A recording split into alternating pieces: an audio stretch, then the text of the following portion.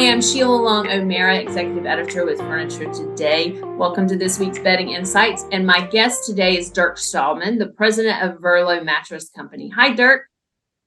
How you doing, Sheila? I'm great. Thank you for carving out a little bit of time to spend with us Well, thanks today. for having me. It's fantastic. Yeah. Absolutely. So you guys shared with us recently that some pretty big, significant expansion plans with Yep. 24 new stores coming online in 6 different cities. Yep. So tell us a little bit about the timeline for those openings and what's driving the growth there.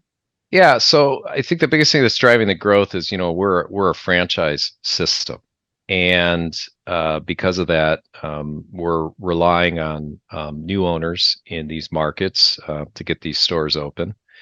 And there's a lot of interesting things happening in our space, but we do things a little differently. We make our own products, and each franchisee is responsible for making their products.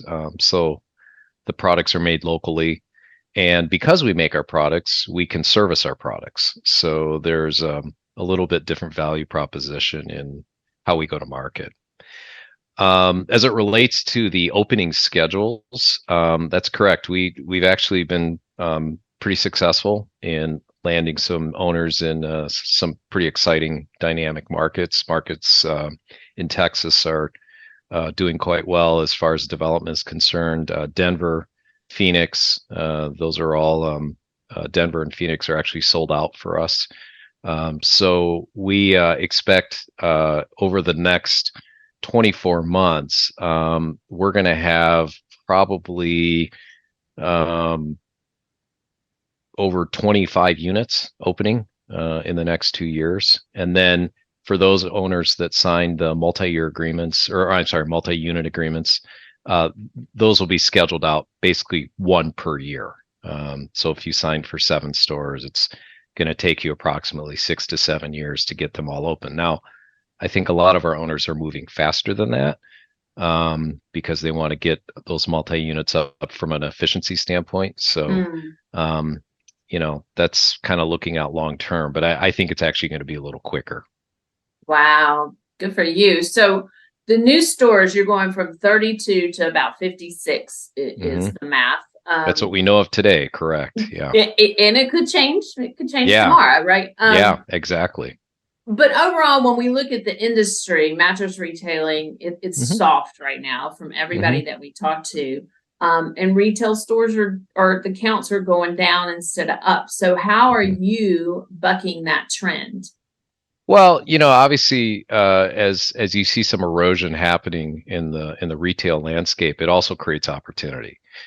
And I don't think it's a secret that we've seen some of these smaller, or we'll call them mom and pop Mhm. operations, closing their doors. Either the kids don't want to run it, or their succession plan is very limited, and that's understandable when you've put your heart and soul into this business.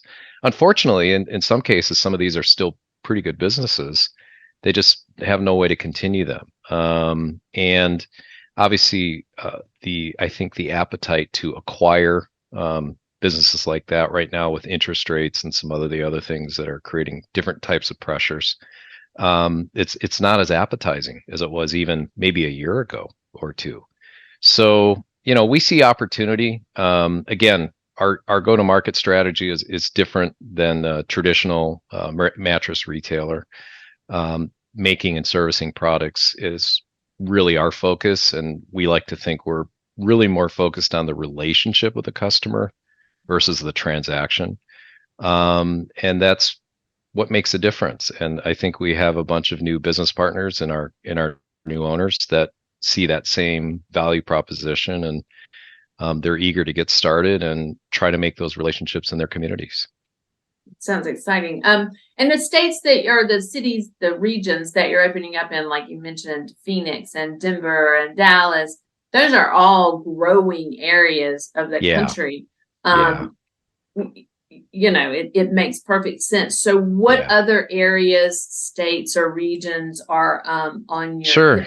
what's coming up? So we also have some smaller markets like Boise, Idaho, Mhm. Bentonville, Arkansas. Mhm. We're actually looking to open 2 locations in the Raleigh, North Carolina. I'll call it the Triangle, Raleigh-Durham area. So even some of these more smaller to mid markets are we're finding some traction. We also have a couple of existing markets. So Verlo already has stores in the suburban Chicago area. And we actually have a new owner that's coming in to sort of take over that St. Charles, Illinois, over to Mm. Schaumburg area. So it's sort of that, I'll call it Carroll Stream, Schaumburg, St. Charles area. So even in some of the existing markets that we already have stores, we're finding some traction with people who want to develop. Oh, that's exciting. So anything else other than expansion plans that you can share with our audience on what's next for Verlo? Yeah, I mean, we're always looking at different product innovations, and I think what's exciting, certainly for our industry, is post-COVID, we're starting to see new products finally coming to market, and it makes sense why they were potentially shelved for a couple of years. But we're excited about some of the new things we're seeing. Obviously, temperature regulation continues to be a very hot Mhm. topic in the mattress industry. I don't think that's ever going to end as people figure out new innovations for it. Sustainability is becoming a more significant issue. Again, not a secret that mattress disposal is becoming an issue for a lot of different states. Yeah. And so we're seeing different types of regulations surrounding that, depending on the state that you're in. And I think sustainability is going to be more important as we move forward. So we're looking at some plant-based foams.